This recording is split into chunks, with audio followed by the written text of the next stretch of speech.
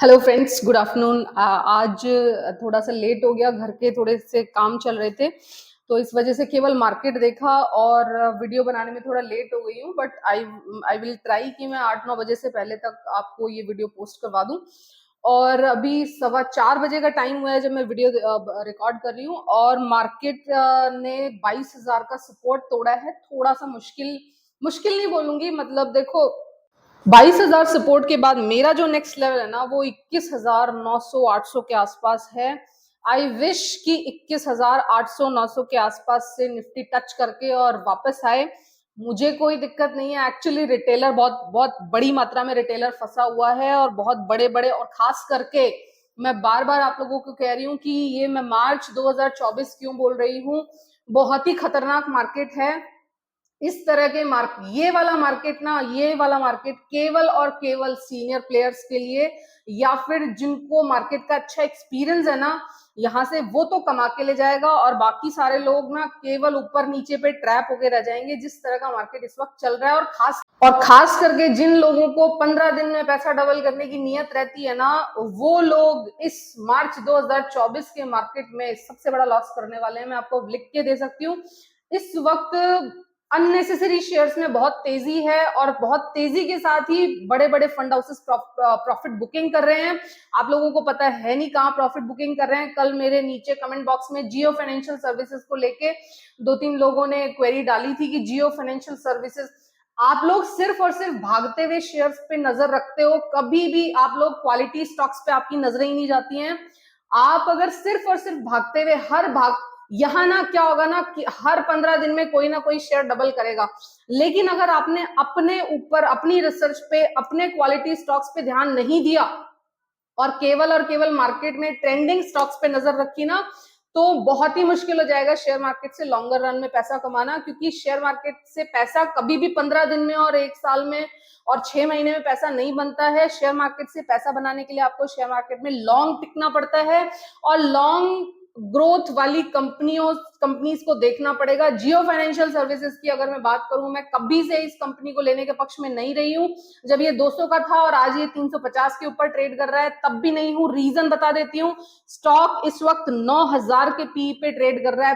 Price to earning ratio आप समझ रहे हो, ये 250 रुपए का, 350 रुपए का स्टॉक और 9,000 के पी पे ट्रेड कर रहा है और इसका price to book value 13 times हो चुका है। प्राइस टू बुक वैल्यू होता है किसी कंपनी का जो जो एक्चुअल वर्थ होनी चाहिए ना, उससे ये 13 गुना ज्यादा पी होना चाहिए कम से कम। मतलब इतना ज्यादा पी छोड़ो, मैं कभी भी 50 से ऊपर का पी भी लेना प्रेफर नहीं करती हूँ। ये तो 9,000 के पी पे इस वक्त ट्रेड कर रहा है और पी बी रेशियो जो है इसका, प्राइस टू बुक वैल्यू, वो भी इसकी 13 है। बहुत ही ज्यादा खतरनाक, वो कहते हैं ना कि फंडामेंटल्स हो चुके हैं। इतने खतरनाक फंडामेंटल्स पे ना, वही वाली कहानी है जी, आरवीएनएल वाली कहानी है। बिना बात के, बिना सिर पैर के शेयर्स जो आरवीएनएल जिस तरह से भाग रहा है, उसी तरह से या तो ये अंबानी के घर पे जो शादी वादी चल रही है इसके चलते स्टॉक्स में किसी तरह का मैनिपुलेशन है, या फिर और एक चीज और मैंने इसमें देखी कि इस शेयर को केवल 2 ही लोग बाय कर रहे हैं। या तो आप लोग रिटेलर की हिस्सेदारी लास्ट क्वार्टर से मैंने इस क्वार्टर में देखी तो वो 17% से बढ़ के 20% हो गई है, और दूसरा इसको प्रमोटर बाय कर रहा है, वो उसकी हिस्सेदारी 46 से बढ़ के 47% हो गई है। इसके अलावा ना तो किसी सिंगल एफआईआई ने इसमें निवेश किया है, ना ही इसमें कोई भी बड़ा डीआईआई इसमें पैसा लगाने को आया है। सिर्फ आप लोग ले रहे हो या फिर प्रमोटर ले रहा है। आई डोंट नो कौन किस प्राइस पे ट्रैप होकर उसमें बैठेगा, मुझे नहीं पता। वैसे मोटा मोटा बता देती हूँ आपको कि मार्केट में इस वक्त बहुत सारे स्टॉक्स ऐसे हैं जिनमें बहुत तेजी है। लेकिन प्लीज, मतलब मेरा पर पास्ट एक्सपीरियंस आपको बता रही हूँ कि जिन भी स्टॉक्स में अननेसेसरी बिना वजह तेजी होती है ना, वो तेजी आपको हमेशा के लिए ट्रैप करके चली जाती है। वो तेजी आपको आपका कैपिटल ब्लॉक करवा देगी अगले 3-4-5 साल के लिए। इस तरह के स्टॉक से दूर रहना चाहिए जहां पे मैनिपुलेशन चल रहा हो और बिना बात के वहां पे तेजी हो। आप खुद देखो कि इस वक्त सारे फाइनेंस सेक्टर के शेयर्स की पिटाई हो रही है। इवन बजाज फाइनेंस जो सबसे शानदार और सबसे कहते हैं ना कि भरोसेमंद स्टॉक समझा जाता है ना फाइनेंस सेक्टर का, उस सेक्टर तक में चाल, उस कंपनी तक में चाल नहीं है, केवल और केवल जियो फाइनेंशियल सर्विसेज भाग रहा है। तो इतना दिमाग आप खुद लगाया करो कि जब जब पूरे सेक्टर में ही परेशानी है, आरबीआई की रेपो रेट की वजह से पूरे सेक्टर की अर्निंग्स में ही इंपैक्ट पड़ रहा है, तो ऐसे में कोई केवल एक स्टॉक चल रहा है तो दैट मीन्स कि वहां मैनिपुलेशन है। ऐसा नहीं होता। अगर आप लोग किसी स्टॉक को देख रहे हो ना, तो आपसे पहले बहुत बड़े बड़े इंस्टीट्यूशंस और म्यूचुअल फंड्स जिनके पास करोड़ों करोड़ों रुपया है ना लगाने के लिए, वो बैठ के देख रहे हैं, और वो जाके अगर उसमें पैसा नहीं लगा रहे हैं और आप उनमें पैसा लगाना चाहते हो, तो आप फिर मतलब मुझे नहीं पता कि आप लोग अपने कैपिटल के साथ क्या करना चाहते हो। 15 दिन में पैसा डबल नहीं होता है। अगर आपको मतलब इस तरह के स्टॉक्स में इंटरेस्ट रहता है ना, तो आप बेटर है कि आप ट्रेडिंग स्किल्स जनरेट करो। इन्वेस्टमेंट वाले लोग बिना फंडामेंटल्स के, अगर आपको लॉन्ग टर्म का होराइजन है, आपको अच्छी कंपनीज में निवेश करना है, तो इस तरह के जो ट्रेंडिंग स्टॉक्स होते हैं ना, उससे खास करके दूर रहते हैं, जिनको इन्वेस्टमेंट में इंटरेस्ट रहता है ना। तो नेक्स्ट अब मैं बात करूंगी, ये मेरी बात हो गई जियो फाइनेंशियल सर्विसेज पे। ना मुझे ये 200 पे लेने लायक लग रहा था, ना मुझे ये 350 पे तो लेने लायक तो छोड़ो, मुझे बहुत ही खतरनाक लेवल्स लग रहे हैं। यहाँ किसी ने लिया तो मुझे नहीं पता उसका क्या होगा, किस दिन ये स्टॉक एक जगह जाके और नीचे की तरफ चलना शुरू कर दे। क्योंकि जब तक किसी स्टॉक, कोई कंपनी कमाई नहीं जनरेट कर रही ना, आप देख रहे हो पीई मतलब महंगा, इट्स लाइक अगर एक लेमैन लैंग्वेज में बोलूं तो कि आलू इस वक्त 10,000 रुपए किलो बिक रहा है। तो आप अगर 10,000 रुपए किलो जाके आलू खरीदोगे तो फिर मतलब क्या ही बोलूं फिर, है ना। ये वो वाली बात है। बाकी फाइनेंस सेक्टर के मैंने कल वाली वीडियो में बहुत अच्छे से डिस्कस कर रखा है। जो 2-3 फाइनेंस सेक्टर के स्टॉक्स मुझे इस वक्त पसंद हैं, मतलब उन कंपनी की जो एक्चुअल वर्थ के अकॉर्डिंग उनका जो वैल्यूएशन है, वो इस वक्त काफी चीपर वैल्यूएशन पे हैं। शायद मैंने आपको श्रीराम फाइनेंस और चोलामंडलम फाइनेंस बताया होगा, बहुत ही अच्छी और बहुत ही शानदार कंपनीज है। बाइंग सेलिंग रिकमेंडेशन दे नहीं रही हूँ। तो आज मैं बता दूं, ये जो मार्केट है ना, ये मैंने इस तरह के बहुत कई बार मार्केट देखे कि एकदम गिरावट आती है मार्केट में, लेकिन आपको उस वक्त अपने पास रेडी कैश रखना चाहिए ऐसी सिचुएशन में, अगर आप बाइंग मेंटेलिटी के हो। क्योंकि मार्केट है ना एक साइनोसोडल वेव है, कभी वो बाइंग वाला मार्केट आएगा, कभी वो सेलिंग वाला मार्केट आएगा। इस वक्त सेलर्स के हाथ में डोर चली गई है, 12,000 से नीचे निफ्टी खिसक गया है, लेकिन मुझे लग रहा है कि 19,800-900 का, सॉरी 21,800-900 का सपोर्ट निफ्टी मेंटेन करना चाहिए। लेट्स सी, कल एक्सपायरी है, उसमें देख लेते हैं कि मार्केट किस तरह का टर्न लेता है। अगर मार्केट 21,800-900 से नीचे की क्लोजिंग देता है तो फिर हम लोग और लोअर लेवल्स देख सकते हैं, लेकिन अगर मार्केट ने यहाँ से रिबाउंड किया तो फिर आगे की राह क्लियर है। लेकिन फिर भी बस यही बोलूंगी कि अभी अगर आपके पास कैश है तो लगाने में जल्दबाजी मत कीजिए। हो सकता है तो स्मॉल स्मॉल चंक्स, पॉसिबली मैं शायद कल थोड़ी बहुत बाइंग करूं मार्केट कंडीशंस देख के। मैंने अपना कैश होल्ड करके रखा हुआ है, और मैं आप लोगों को भी यही समझाती हूँ कि जब शेयर भाग रहा हो उसको उस वक्त खरीदने से अच्छा है जब शेयर की पिटाई हो रही हो। जब शेयर रुका हुआ हो ना, उस वक्त खरीदा करो, वो उसके बेस्ट प्राइसेस आप देते हो। भागते हुए शेयर में जब एंट्री करते हैं ना हम लोग, रिटेलर्स लोग, तो क्या होता है ना, वो शेयर कब किस जगह जाके और नीचे के टर्न लेना शुरू कर देता है, उसमें प्रॉफिट बुकिंग आनी शुरू हो जाती है, वो हमें भी नहीं पता होता। क्योंकि मार्केट को हम नहीं चलाते हैं, हम लोग बहुत ही छोटा छोटा पैसा मार्केट में लगाते हैं, मार्केट को चलाता है ऑपरेटर और बड़े बड़े इंस्टीट्यूशंस। ठीक है, बस इतना ही बोलूंगी। और इस वक्त बहुत सारे स्टॉक्स हैं, उन स्टॉक्स पे मैं अच्छे से उनके लेवल्स और आपको कल बताऊंगी। कल वाली वीडियो में कुछ स्टॉक्स ऐसे मैंने सिलेक्ट किए हैं जिन स्टॉक्स में जैसे आरवीएनएल, आईआरएफसी और इस तरह के जो स्टॉक है ना, जिनमें इस साल बेवजह बेकार की तेजी है, अगर आप इनमें से कुछ निकाल के ले जा पाओ, मुझे जरूर बताना कि आपने इसमें कितना कमाया। कभी भी रिटेलर को मैंने इस तरह के स्टॉक्स में कमाते हुए कम ही देखा है। वो उल्टे सीधे प्राइस पे एंटर करते हैं, फिर एंग्जाइटी में रहते हैं, पता कुछ होता नहीं है, उल्टे सीधे प्राइस पे वो एग्जिट कर लेते हैं। ठीक है, असली कमाने वाले बड़े बड़े इंस्टीट्यूशंस होते हैं या फिर ऑपरेटर होता है ना। तो ऑपरेटर ड्रिवन इसलिए बोल रही हूँ कि जब तक किसी कंपनी के फंडामेंटल्स में चेंज नहीं हो रहा और उस कंपनी का स्टॉक बढ़े जा रहा है, बढ़े जा रहा है, बढ़े जा रहा है, तो वो फिर खतरनाक चीज होती है, वो सस्टेनेबल नहीं है। ग्रोथ, कंपनी की ग्रोथ के साथ अगर शेयर ग्रोथ करता है ना, केवल वही ग्रोथ सस्टेनेबल है। तो अगर आप लोगों को यहाँ लॉन्ग टिकना है ना शेयर मार्केट में, तो कोशिश करो लॉन्ग ग्रोथ वाले, अच्छी ग्रोथ वाले क्वालिटी स्टॉक्स के पीछे भागने की। शेयर अपने आप भागेगा जैसे जैसे कंपनी ग्रोथ करेगी। वो जो कहते हैं ना कि जो ग्रोथ होती है ना, वो सस्टेनेबल भी होनी चाहिए। अगर 15 दिन में कोई शेयर डबल कर रहा है ना, तो वो सस्टेनेबल ग्रोथ नहीं है। वो अगले 15 दिन में उतनी गंदी तरीके से गिर के भी दिखा देगा। स्मॉल कैप और मिड कैप इस वक्त ऑलमोस्ट 80 to 90% जो कंपनीज है ना स्मॉल कैप और मिड कैप में, वहां सब जगह बहुत ही गंदी तरीके से बेयरिश मोड में आ चुके हैं। चाहे तो मैं टेक्निकल चार्ट्स की बात करूं, चाहे मैं उनके पैटर्न्स की बात करूं, चाहे मैं उनके फंडामेंटल्स, बिना फंडामेंटल्स के मैं इस मार्केट को खतरनाक इसलिए बोल रही हूं कि लोगों में ग्रीड का स्तर बहुत ही उच्चतर है इस वक्त। मतलब मैक्सिमम लोग मैक्सिमम पैसा डालना चाहते हैं, क्योंकि उन्होंने अभी पिछले 2023 में देखा है कि जिन भी लोगों ने पैसा लगाया उन्होंने बहुत पैसा कमाया है।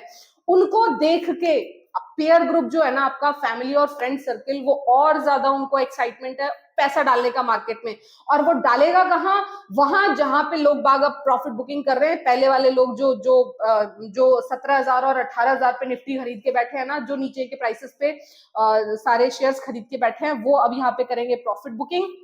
और आप लोग जाके वहां पे उन लोगों को अपना प्रॉफिट बुकिंग करने का मौका दोगे, और वहां पे अगले 2-3 साल के लिए पॉसिबली ट्रैप हो सकते हो। जो भी नई एंट्री आप बनाने जा रहे हो ना, बहुत ही सोच समझ के बनाना। केवल और केवल क्वालिटी स्टॉक्स हो, निफ्टी 50 के स्टॉक्स हो, अच्छी कंपनीज हो, वेल स्टैब्लिश्ड बिजनेसेस हो, बस वही स्टॉक्स में हो सके तो पैसा लगाना। वरना मार्च 2024 का महीना आपको कहते हैं ना लाइफ टाइम याद रहेगा कि भाई पूरी दुनिया कमा रही है लेकिन हम नहीं कमा पा रहे हैं। ठीक है, तो बस यही कहूंगी। और इसी के साथ चलिए थोड़ा सा बिजनेस स्टैंडर्ड आज का मार्केट का मैंने बता दिया आपको कि लेवल्स मैंने बता दिए हैं कि 22,000 निफ्टी ने तोड़ा है, तो अब 21,800-900 के लेवल्स थोड़े से इंपॉर्टेंट हो जाते हैं।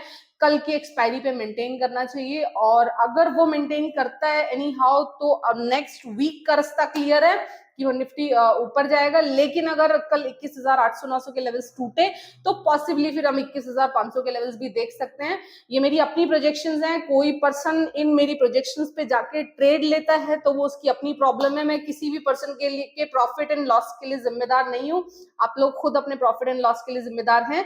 ठीक है, और नेक्स्ट अब चलते हैं मेरी बिजनेस स्टैंडर्ड की न्यूज एनालिसिस पे। और इसी के साथ मैं आप लोगों को बताना चाहूंगी कि ये वही टाइम है, मार्च 2024 का टाइम है कि इस वक्त शिफ्टिंग चल रही है फंड्स की, कि जहां से वो लॉन्ग प्रॉफिट्स ले चुके हैं वहां से वो अब शिफ्ट कर रहे हैं पैसा अच्छी और सेफर कंपनीज में। क्योंकि अब आगे की जो रैली होगी ना, वो इलेक्शन को लेके होगी, इलेक्शन रिजल्ट्स को लेके होगी। पूरा मार्केट जो भी पार्टी जीतेगी उसके इलेक्शन को बहुत अच्छे से सेलिब्रेट करेगा, और ये उसी की प्रॉफिट बुकिंग है, उसी के नाम की। मतलब शेयर्स को नीचे लेके आया जा रहा है ताकि उनको चीपर प्राइसेस पे खरीदा जा सके, है ना।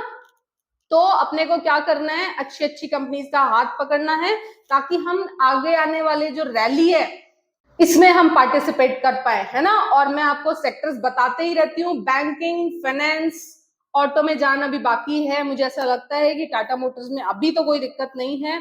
टाटा मोटर्स मेरा फेवरेट स्टॉक है फिलहाल के लिए। मतलब महिंद्रा एंड महिंद्रा से मैंने अपना प्रॉफिट बुक करके अपना पैसा टाटा मोटर्स में शिफ्ट किया था। मैंने आपको अपनी प्रीवियस वीडियोस में भी बता दिए मेरे एंट्री पॉइंट्स, और फिलहाल मुझे टाटा मोटर्स में कोई डर लग नहीं रहा है। आगे की रैली में टाटा मोटर्स अभी चलेगा, मुझे ऐसा लगता है। इसी के साथ फाइनेंस का सेक्टर, आपके पास कोई ना कोई फाइनेंस का शेयर होना चाहिए, क्योंकि मैंने आपको बता दिया है कि जस्ट आफ्टर इलेक्शन जो फर्स्ट आरबीआई की पॉलिसी आएगी उसमें रेट कट्स होंगे, और रेट कट्स होते के साथ ही जो कहते हैं ना रॉकेट बनेंगे जितने भी फाइनेंस सेक्टर के स्टॉक्स हैं। और इसी के साथ मैं जो अपने लास्ट वीडियो में आपको बताया भी होगा कि मुझे डिफेंस बहुत पसंद है। आगे पूरे 2024-25 की थीम बता रही हूँ, डिफेंस, स्टील, सीमेंट, ये सारे सेक्टर्स आपके पास होने चाहिए। इनका कोई ना कोई स्टॉक, जो भी स्टॉक आपका पसंदीदा है वो होना चाहिए। चलिए चलते हैं अपनी बिजनेस स्टैंडर्ड की। सबसे इंपॉर्टेंट न्यूज है आईटीसी, आप लोगों का फेवरेट शेयर है। मैं अपने प्लेटफॉर्म पे बार बार पिछले 8 महीने से गाना गा रही हूँ, आईटीसी नहीं लेना, 400 से ऊपर आईटीसी नहीं लेना, आईटीसी नहीं लेना। आप लोगों को फिर भी अच्छा लगता है तो आप लोग आईटीसी ले सकते हो 400 के ऊपर। और जब ये शेयर 200 का था ना तब थोड़ा सा अट्रैक्टिव था, लेकिन 200-250 क्रॉस करने के बाद तो इस शेयर को लेने का बिल्कुल भी नहीं बन रहा था, क्योंकि सिर्फ और सिर्फ रिटेलर इस शेयर को खरीद रहा था।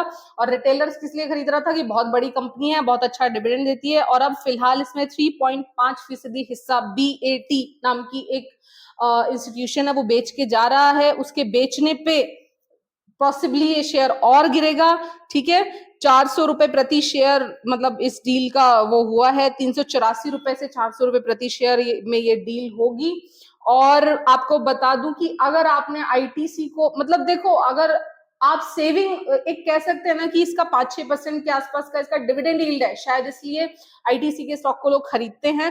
देखो आईटीसी का मैं आपको साफ साफ बता देती हूँ, आईटीसी का जो बिजनेस है ना वो रिटेल बिजनेस है, और रिटेल वाला जितना भी बिजनेस है ना वो अपने इंडियन मॉनसून पे बहुत ज्यादा डिपेंडेंट है। तो इतनी फ्लक्चुएटिंग, इतनी वल्नरेबल सेक्टर को जाके पकड़ना चाहते हो अगर आप लोग ना, और फिर अभी ये होटल बिजनेस भी अलग कर रहे थे, बहुत सारी चीजें आईटीसी के साथ चल रही थी, और अभी रिसेंटली ये शेयर खुद को डबल किया है। तो इतने बड़ी जो कंपनी होती है ना, जो जिनके जो बड़े बड़े स्टैब्लिश कंपनी है, अगर वो रिसेंटली डबल हुई है ना तो अब उसका और डबल होने का चांसेस बहुत ही कम हो जाता है। आईटीसी में जो लोग भी इन्वेस्ट करना चाहते हैं, मैं अगेन उनको बोलूंगी कि आईटीसी से बहुत अच्छे बेटर ऑप्शंस इस वक्त मार्केट में है। आप किसी भी फाइनेंस में पैसा लगा दो, आप किसी भी बैंकिंग में पैसा लगा दो, आप किसी भी मोटर्स, अभी रुक जाओ यार, मतलब बहुत हाई पे टाटा मोटर्स इस वक्त 1000 के ऊपर ट्रेड कर रहा है, 600-700 के आसपास टाटा मोटर्स बहुत अट्रैक्टिव अवेलेबल था जहां पे मैंने इसमें एंट्री की थी। उसके बाद से टाटा मोटर्स ने जो शानदार रैली दी है। और इसी के साथ चलते हैं नेक्स्ट न्यूज पे। देखिए नेक्स्ट न्यूज है, यात्री वाहनों की थोक बिक्री 11% बढ़ी। तो अभी भी जो भी, देखिए कमर्शियल व्हीकल का नहीं कह रही हूँ, जो पैसेंजर व्हीकल सेगमेंट है उसमें अभी भी 11% की उनकी सेल्स बढ़ी है। तो अच्छा है, अभी पूरा 2024 का एटलीस्ट फर्स्ट हाफ मुझे लगता है कि ऑटो सेक्टर थोड़ा ठीक रहेगा। ऑटो सेक्टर में भी खास करके जो भी मारुति का शेयर रिटेलर कम लेना पसंद करता है, 10,000 रुपए का शेयर यूजुअली हम लोग नहीं लेना चाहते हैं। वहीं हमें कोई 10 रुपए का शेयर मिलेगा ना तो हम उसमें लाख रुपया क्या 4 लाख 5 लाख तक लगाने को तैयार हो जाते हैं। तो ऐसे में जो रिटेलर का जो खास करके फेवरेट शेयर है ना वो इस वक्त टाटा मोटर्स ही है, क्योंकि अगर महिंद्रा, मारुति और इसकी टाटा मोटर्स की बात करूं तो सबसे ज्यादा चीपेस्ट भी वही है। और इसी के साथ टाटा मोटर्स के फंडामेंटल्स में देखो, मैंने जब फंड शिफ्ट किए थे ना, मैंने जब महिंद्रा से टाटा मोटर्स में फंड शिफ्ट किए थे, तो वो टाटा मोटर्स के फंडामेंटल्स को देख के कि हाँ भाई अब कंपनी अगर ग्रोथ करेगी तो वो रीजनेबल ग्रोथ करेगी, है ना, उसमें मुझे कोई डर नहीं रहेगा। ठीक है, लेकिन जो छोटी छोटी जो कंपनियां होती है ना, 20-30 रुपए वाली कंपनी, ये जब ग्रोथ करना शुरू करती है ना बिना बिना किसी रीजन के, तो पहली बात तो इनका हमें ये नहीं पता होता कि ये कौन से किस लेवल तक जाके ग्रोथ करेंगे और किस लेवल पे जाके रुक के और फिर ये नीचे चलना शुरू हो जाएंगी। ठीक है, तो ऐसे में कंपनीज अच्छी रखने का यही फायदा होता है कि आपको एकदम हार्ट अटैक नहीं देंगी ये गिर गिर के 40-50% गिर के कभी भी आपको इस तरह की कोई कंपनी नहीं दिखाएगी। लेकिन आप देखना जिस तरह की हवा अभी नेगेटिविटी आई हुई है ना मिड कैप और स्मॉल कैप को लेके, अगर ये 40-40, 50-50% भी करेक्ट हो जाए ना तो कोई बहुत बड़ी बात नहीं है। मैंने बहुत बार ऐसा मार्केट देखा है कि ये शेयर डबल ट्रिपल 4 गुने हुए हैं 1 और 2-3 महीने में, और उसके बाद फिर ये शेयर जिस प्राइस से चलना शुरू हुए थे ना ये वापस उसी प्राइस पे आके रुके हैं।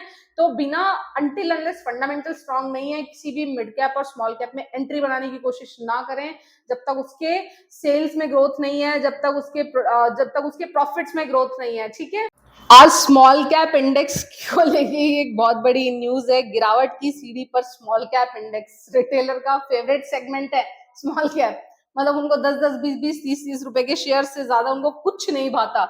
वो भर भर के पैसा लगाना चाहते हैं 10-10, 20-20 रुपए के शेयर्स पे, है ना। मैं बार बार कहती हूँ कि थोड़ा सा रेनाउंड कंपनी होनी चाहिए, एटलीस्ट 50 रुपए से ऊपर की कंपनी होनी चाहिए। इससे नीचे की कंपनी इतनी खतरनाक होती है ना कि अगर वो 15 दिन में पैसा डबल करती है ना तो वो अगले 15 दिन में आपका पैसा आधा भी करने की क्षमता रखती है, इतनी जबरदस्त होती है। और जब से मिस सेबी चीफ मिस माधुरी पुरी बुच ने जब से वो बोला है कि यार बहुत ज्यादा यहाँ पे मैनिपुलेशन चल रहा है, तब से स्मॉल कैप और मिड कैप की जो पिटाई हो रही है ना आप देख ही रहे हो। और ये अपने उच्चतम स्तर से बहुत नीचे आप आ भी चुका है। सबसे ज्यादा जो गिरावट है ना वो निफ्टी स्मॉल कैप में ही हुई है, सबसे ज्यादा, जिसमें सबसे ज्यादा तेजी थी तो निफ्टी स्मॉल कैप में इस तरह की गिरावट सबसे ज्यादा जो परेशान करेगी ना वो करेगी रिटेल इन्वेस्टर को, क्योंकि रिटेल इन्वेस्टर को ना तो एंट्री का पता है, उल्टे सीधे प्राइसेस पे एंट्री उसको करनी है, और ना ही उसको एग्जिट का पता है कि वो ऐसे टाइम पे एग्जिट कर लेता है कभी कभी कि उसको यही नहीं पता कि ये एग्जिट करने का सही टाइम भी था कि नहीं था। आपके एग्जिट करते ही अगले दिन वो शेयर फिर से 10% बढ़ जाएगा, आप फिर से परेशान हो गए। तो इसीलिए बोलती हूँ कि एक बार स्टार्टिंग में जब तक शेयर मार्केट का एक्सपीरियंस नहीं हो जाता ना आप लोगों को, तब तक कोशिश करो कि आप शेयर मार्केट की अच्छी स्टैब्लिश्ड कंपनीज में जाओ। कमाने के लालच में मत पड़ो, क्योंकि कमा आप वैसे भी नहीं पाओगे। आप सिर्फ और सिर्फ उतना ही कमा पाओगे जितना आपका नॉलेज है, जितना आपका एक्सपीरियंस है। आप लिख के ले लो, जिस दिन ये मार्केट से आप वाइंड अप करोगे ना, प्रॉफिट बुकिंग करोगे ना, आप देख लेना आप सिर्फ और सिर्फ अपने नॉलेज के अकॉर्डिंग ही प्रॉफिट बुकिंग कर पाओगे। नॉलेज से ज्यादा आप अपनी प्रॉफिट बुकिंग नहीं कर पाओगे। चाहे आप जो मर्जी कर लो, चाहे आप पेड कॉल्स ले लो, बहुत सारे लोग पेड कॉल्स भी ले रहे हैं आजकल, मैंने सुना है। तो बस जाते जाते मैं आप लोगों से एक बात और करना चाहती हूँ। कल वाली वीडियो में पॉसिबली मैं इन आपके सारे फेवरेट स्टॉक्स जो है ना, Vodafone idea, yes bank, NHPC, Suzlon, RVNL, IRFC, NBCC और एरडा, IREDA, इसका इसी साल आईपीओ भी लॉन्च हुआ था, तो इन सारे स्टॉक्स पे अपने व्यूज दूंगी। बस आप लोगों से यही कहूंगी, अगर आप इन सारे स्टॉक्स में किसी नीचे के प्राइसेस पे एंटर्ड हैं तो आप बने रह सकते हैं, लेकिन अगर आपने इन सारे स्टॉक्स में इस मार्केट की जो गिरावट है इसमें सोचा कि आप इसमें जाके एंट्री करेंगे और फिर यहां से अपना पैसा डबल करेंगे, तो आप हो सकता है पॉसिबली 2-3 साल के लिए फंस के रह जाओ यहाँ पे। क्योंकि बता दूं आपको, वोडाफोन आइडिया का बिजनेस कम हो रहा है, यस बैंक में बहुत सारी प्रॉब्लम है, यस बैंक से बहुत अच्छे अच्छे बैंक्स इस वक्त मौजूद हैं। आपको बैंकिंग में पैसा लगाना है, there are lot many banks, bank पे मेरा एक वीडियो भी पड़ा है, आपको जो मर्जी 4-5-6 बैंक्स हैं उनमें पैसा लगा दो, बट येस बैंक में पैसा लगाना थोड़ा रिस्की है। और एनएचपीसी, पीएसयू होना ही काफी नहीं है। अगर आप सबसे लोएस्ट वो बात करो ना फंडामेंटल्स के टर्म में, तो एनएचपीसी को मैं शायद सबसे नीचे की रैंकिंग दूंगी, और एनएचपीसी भी जस्ट बिकॉज ऑफ वो पीएसयू है, वो इतनी तेज भागा था। सेम विद बीएचईएल, बीएचईएल के शेयर को भी मैंने ट्रेड किया हुआ है, लेकिन इस साल जो बीएचईएल के शेयर में जिस तरह की तेजी है ना, वो वही बात है कि जिस वक्त ये बुल रन खत्म होगा ना, ये बीएचईएल का शेयर फिर से बहुत ज्यादा इस वक्त हाई पी पे ट्रेड कर रहा है, ये फिर से आपको 100 के प्राइसेस दिखा देगा, 100 से नीचे भी जा सकता है। इन सारे स्टॉक्स को ट्रेड करने से पहले या तो आपके ट्रेडिंग स्किल्स बहुत अच्छे होने चाहिए, नहीं तो आप, मुझे नहीं लगता यहाँ से कुछ कमा उमा के ले जा पाओगे। आरवीएनएल, आईआरएफसी, कोई चेंजेस नहीं है फंडामेंटल्स में, सिर्फ और सिर्फ इस साल पीएसयू चले हैं, इस वजह से ये शेयर में इतनी चाल है। तो अगर आप नए हैं, ट्रेडिंग एक्सपीरियंस नहीं है, शेयर मार्केट का एक्सपीरियंस नहीं है, कोई आपको बताने वाला नहीं है, तो इन सारे स्टॉक्स में थोड़ा सा कॉशियसली ट्रेड कीजिएगा। इनमें से इस साल मैंने येस बैंक और सुजलॉन को ट्रेड किया था, दोनों में प्रॉफिट बुकिंग करी थी। येस बैंक तो मैंने हाल ही में प्रॉफिट बुक किया था 30 रुपए पे, और फिलहाल मैं इनमें से किसी भी बैंक में, किसी भी, जितनी सारी कंपनीज का नाम मैं ले रही हूँ उनमें से किसी में भी इन्वेस्टेड नहीं हूँ। और जो भी नए लोग इन सारी कंपनीज में इन्वेस्टेड है ना, उन लोग की हालत खराब हो गई होगी आज, क्योंकि इस वक्त ये सारे के सारे शेयर्स अपने पीक से, अपने टॉप से ऑलमोस्ट 30-30, 40-40% गिर चुके हैं। और ऐसे में अगर आपने इन शेयर्स में ऊपर के प्राइसेस पे कहीं पे एंट्री बना ली है ना, तो आप मान के चलना कि ना तो आपको नींद आ रही होगी, ना आपको चैन आ रहा होगा, और पॉसिबली आप अगले 2-3 साल के लिए यहाँ पे ट्रैप होके रह जाओगे। किसी भी, जो भी नया पर्सन है ना, प्लीज प्लीज प्लीज बार बार कह रही हूँ कि इन सारे स्टॉक से बहुत दूर रहना है। हर साल 2-3-8-10 स्टॉक्स ऐसे होते हैं जिनमें तेजी होती है, लेकिन उस तेजी का कोई सिर पैर नहीं होता। जैसे ही मार्केट का वो बुल रन खत्म होता है ना, जितनी तेजी से वो ऊपर जाते हैं ना, उतनी ही तेजी से वो नीचे गिरना स्टार्ट होते हैं। और उसके बाद या तो आप उस स्क्रिप्ट को केवल बरसों तक अपने पोर्टफोलियो में रखे रखते हो, या फिर आप उस स्टॉक में केवल और केवल लॉस बुक करते हो। आपके पास जो भी स्टॉक्स हो उनको बहुत अच्छे से रिसर्च कर लीजिएगा। हो सकता है कल वाले, अगर मुझे टाइम मिला, वैसे इनमें से कोई भी स्टॉक में मैं इन्वेस्टेड नहीं हूं और इंटरेस्टेड भी नहीं हूं। जो इस तरह के शेयर्स होते हैं ना, जहां पे केवल मैनिपुलेशन भी नहीं बोलूंगी, रिटेलर्स का सारा गेम था, रिटेलर्स और ऑपरेटर्स ने मिला के जो जो मचाया ना इन शेयर्स में इस साल, वो बहुत ही बेहतरीन था, बहुत ही मजा आ रहा था। वो कहते ना हम, लेकिन इस तरह के मजे को मैं दूर बैठ के देखती हूँ, मैं कभी भी मैं पार्टिसिपेट करना उतना पसंद नहीं करती, क्योंकि सबसे ज्यादा क्या जरूरी होती है ना, मेंटल पीस भी बहुत जरूरी होती है। इन सारे स्टॉक्स में जिन जिन लोगों ने भी पैसा लगाया होगा ना, मैंने 2 में लगाया, देखो येस बैंक में भी लगाया, सुज़लॉन में भी लगाया, मैं ऐसा नहीं कह रही मैंने इनमें पैसा नहीं लगाया, लेकिन जितना मेरा नॉलेज और जितना जितना मेरा पेशेंस लेवल है ना, बस उतना ही। जिन भी जो भी लोग इन स्टॉक्स में पैसा लगा रहे हैं ना, या लगाया है, उन लोगों को गंदी तरीके से मेंटल परेशानी रही होगी, क्योंकि जब जब कोई भी स्टॉक बिना सिर पैर के भागता है ना, तो वो आपको उसी लेवल की एंग्जाइटी भी देता है। और शेयर मार्केट में अगर आपको लंबा काम करना है ना, लॉन्ग काम करना है ना, तो आप एंग्जाइटी के साथ काम नहीं कर पाओगे। आप जितना पीसफुल होके, जितना अपने स्टॉक्स पे भरोसा रख के काम करोगे ना, उतना अच्छा आपके सस्टेनेबल गेन्स होंगे, ठीक है।